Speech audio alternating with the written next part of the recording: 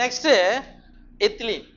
சரியா, இது வரைக்கும் நம்ம பார்த்தது growth ப்ரொமோட் பண்றது, தாவர வளர்ச்சி ஊக்குவிக்கிறது. இதுக்கப்புறம் நம்ம பார்க்க போறது வளர் வடக்கில வரக்கூடியது. ஆனா எத்திலீன் அதுலயும் வரும் இதுலயும் வரும். சரிங்களா, ரைட். பார்க்கலாம். Ethylene is a simple gaseous plant growth regulator. அப்ப எத்திலீன் அப்படின்றது எளிமையான தாவர வளர்ச்சி ஒழுங்குபடுத்தி அப்படின்னு சொல்றாங்க, சிம்பிள் ஃபார்ம்ல இருக்கிறது. It is synthesized in large amount by tissues undergoing senescence. Sir, எந்த டிஷ்யூ, ஒரு தாவரத்துல எந்த டிஷ்யூ முதிர்மை அடைகிறதோ, செனிசன்ஸ்னா அதான் முதிர்ச்சி அடைகிறதோ, அந்த மாதிரியான பகுதிகளில் எது கிடைக்கும்? இதான் நம்ம டிஸ்கவரிக்கு பார்த்தோம். மெச்சூரான ரைப்பன்டு ஆரஞ்சு. சரியா, பழுத்த ஆரஞ்சு பழத்துல இருந்து தான் வாலடைல் சப்ஸ்டன்ஸ் போயிட்டு பனானா அந்த வாழையோடைய பழுக்க வச்சதுன்னு படித்தோம். அதே மாதிரி மெச்சூரான செனிசன்ஸ் ரீஜன்ல முதிரக்கூடிய பகுதிகளில் இருந்து தான் நீங்க எதை பிரித்து எடுக்க முடியும்? எத்திலீனை பிடிக்க முடியும். அண்ட் ரைப்பனிங் ஃப்ரூட்ஸ், அதாவது பழுத்த பழங்கள்ல இருந்தும் நீங்க எத்திலீனை எடுக்கலாம்ன்றாங்க. Influences of ethylene on plants include horizontal growth of seedlings. சரியா, இங்க பாருங்க, இது இன்ஹிபிட் ஒர்க் கிடையாது, growth ப்ரொமோட் ஒர்க். என்ன பண்ணுது? ஹரிசாண்டல் growth ஆஃப் சீட்லிங் அப்படின்னா என்ன? ஒரு விதை முளைக்குது, யூஸ்வலா இப்படிதான் வளரும். சரியா, சரி, இந்த growth-ஐ மேபி ஹரிசாண்டலா உங்களுக்கு growth நடக்கணும் அப்படின்னா, ஹரிசாண்டல்னா பக்கவாட்டுல வளரணும் அப்படின்னா எதை யூஸ் பண்ணலாம்? எத்திலீனை யூஸ் பண்ணலாம். இது நீட் கொஸ்டின். சரியா, சீட்லிங் முளைக்கிறதுனா வேற, தட்டு உள்ள போற எடுத்து விடா. அதுக்கப்புறம் swelling of the axis and apical hook formation in dicot seedling. அதே மாதிரி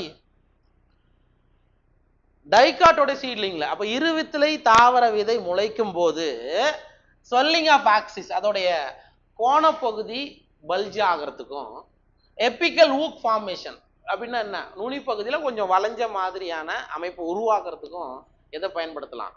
எத்திலீனை பயன்படுத்தலாம். இது ஹரிசாண்டல் growth ஆஃப் சீட்லிங்னா மோஸ்ட்லி மோனோகாட்ல தான் வரும். ரைட்டா, அண்ட் swelling ஆஃப் ஆக்சிஸும் எபிக்கல் ஊக் ஃபார்மேஷனும் டைகாட் சீட்லிங்ஸ்ல வரலாம். ஓகேவா? சரி, ethylene promotes senescence and abscission of plant organs. இது ரெண்டுமே இப்ப பார்த்த ஒர்க் எல்லாமே growth ப்ரோமோட் ஆக்டிவிட்டி. இதுங்க பாருங்க, செனிசன்ஸ்னா முதுமை அடைதல், and abscission of plant organs especially leaves and flowers. Sir, இலை உதிரணும், ஃப்ளவர் சீக்கிரமா உதிரணும் அப்படின்னா எதை பயன்படுத்தலாம்? எத்திலீனை பயன்படுத்துறோம். ஸோ இந்த இடத்துல இன்ஹிபிட்டரி ஆக்டிவிட்டி அது செய்யும். சரிங்களா, ethylene is highly effective in fruit ripening. பழம் பழுக்கிறதுக்கு ரொம்ப முக்கியமானது எத்திலீன். எத்திலீனை ஜஸ்ட் ப்ரே பண்ணீங்கன்னா என்ன ஆகிடும்? ஃப்ரூட்டு ரைப்பன் ஆகிடும். சரிங்களா, it enhances the respiration rate during ripening of the fruit. Sir, பழம் ஒரு மரத்தில் பழுக்கும் போது ரெஸ்பிரேஷன் ரேட் என்ன பண்ணிடும்? சுவாசித்தல் வீதத்தை அதிகரிக்க செய்யறதுக்கு எத்திலீன் யூஸ் ஆகும். சரியா, ரெஸ்பிரேட்டரி ரேட்டு ரொம்ப அதிகமாக இன்க்ரீஸ் ஆகும்னு சொல்றாங்க. This rise in rate of respiration is called respiratory climacteric. கொஸ்டினா வரும். சரியா, அப்ப எத்திலீனை நீங்க போட்டீங்கன்னா ரெஸ்பிரேட்டரி ரேட்டு இன்க்ரீஸ் ஆகும், சுவாசித்தல் வீதம் அந்த ஃப்ரூட்ல அதிகமாகும். சார், அதுக்கு பேர் என்ன சொல்றாங்க? ரெஸ்பிரேட்டரி கிளைமேக்டிக். கொடுத்துக்கிறேன்னா இருக்கலாம் தானே, எழுதிக்கும். கிளைமேட்டிக் என்னன்னு தெரியல, அது அப்படியே எழுதிக்கும். சுவாச கிளைமேக்டிக்னு எழுதிக்கும். சுவாசித்தல் வீதம் பழுக்கக்கூடிய கனிகள்ல அதிகரிப்பதற்கு எத்திலீனை நம்ம பயன்படுத்துறோம். ஸோ அதுக்கு பேரு ரெஸ்பிரேட்டரி கிளைமேக்ட். கிளைமேக்டிக்னா தமிழ்ல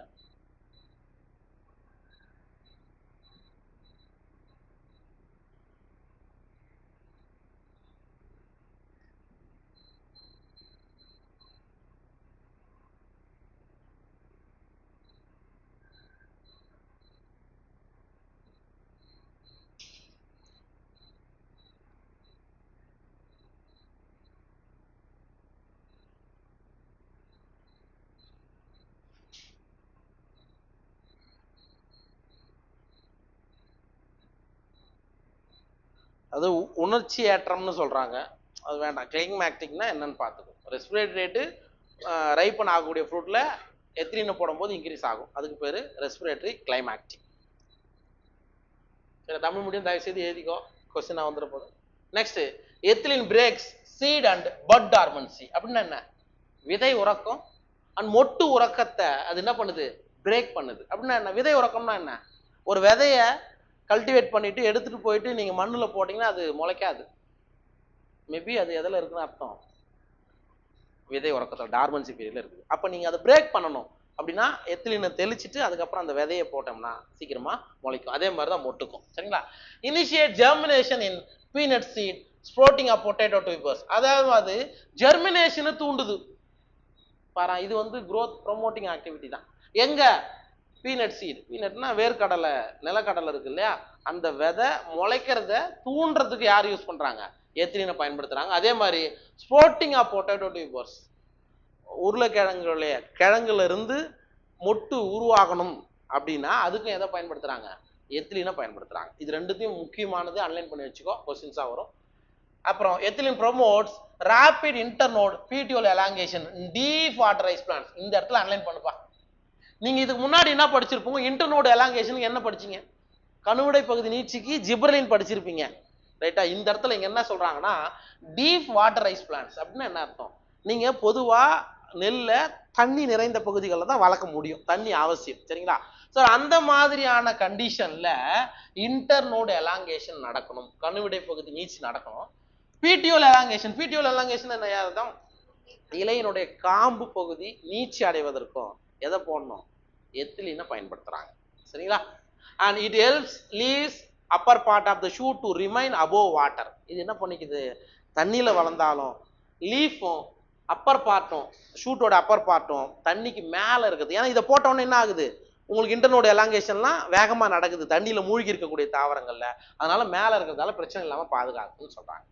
Ethylene also promotes root growth and root air formation, thus helping the plants to increase their absorption surface. இது நீட்ல ஆல்ரெடி வந்த क्वेश्चन பா.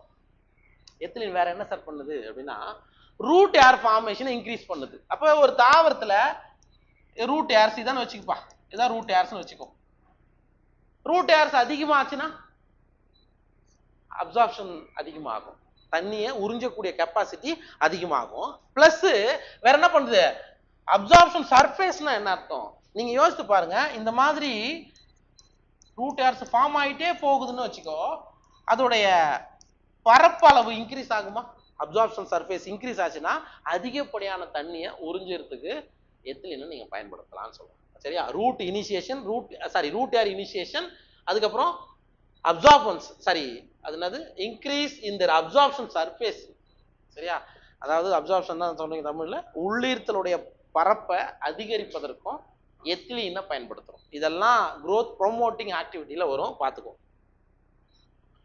அதுக்கு அடுத்தது ethylene is used to initiate flowering and for synchronizing fruit set in pineapple. ஏற்கனவே pineapple படிச்சோம். பைனாப்பிள்ல flowering வர்றதுக்கு ஆக்சிஜனை பயன்படுத்துனீங்க. சரிங்களா? இந்த இடத்துல இனிஷியேட் ஃப்ளவரிங், இங்கேயும் மலரை உருவாக்குறதுக்கும் and for synchronizing fruit set in pineapple. synchronization என்ன? ஒரே சீக்கிரமா நடக்கிறதுன்னு அர்த்தம். ஃப்ளவர் உருவாகி ஃப்ரூட் ஃபார்மேஷனை சிங்க்ரனைஸ் பண்றது, ரெண்டுத்தையும் ஒருங்கிணைக்கக்கூடிய வேலையை யார் செய்யுது அப்படின்னா எத்திலீன் செய்யுது. அப்ப இந்த வார்த்தை வருதான்னு பாத்துக்கங்க கொஸ்டின்ல, synchronizing fruit set formation in pineapple. ஏன்னா ரெண்டுமே ஃப்ளவரிங்க்கு பயன்படுது, ஆனா இந்த ஃப்ரூட் செட்டு சிங்க்ரனைஸ் பண்றதுக்கு எத்திலீனை பயன்படுத்துறோம். இந்த மாதிரி வித்தியாசங்களை நீங்க தெரிஞ்சுக்கணும். சரிங்களா? It also induces flowering in mango. மாமரத்துல ஃப்ளவரை இன்க்ரீஸ் பண்றது எதை யூஸ் பண்றாங்க? எத்திலீன் யூஸ் பண்றாங்க. அப்ப இது ப்ரொமோட் பண்ணக்கூடிய வேலையும் செய்யுது. மாமரத்துல ஃப்ளவரிங்க்கு எத்திலீன், பைனாப்பிள்ல ஃப்ளவரிங்க்கு அதையும் இதையும் சேர்த்துக்கும். Okay? Since ethylene regulates so many physiological process, it is one of the most widely PGR in agriculture. அப்ப நிறைய வேலைகளுக்கு இதை பயன்படுத்துறதுனால அக்ரிகல்ச்சர்ல மிக அதிகமா பயன்படுத்தக்கூடிய ஒரு பிளான்ட் growth regulator யாருப்பா? One of the most widely ethylene. அதை அனலைன் பண்ணிக்கோ. சரியா? அக்ரிகல்ச்சர், விவசாய துறையில மிக அதிக அளவு பயன்படுத்தக்கூடிய தாவர வளர்ச்சி ஒழுங்குபடுத்தி எத்திலீன். பாயிண்ட் இல்லைன்னா எழுதிக்கோ. சரியா?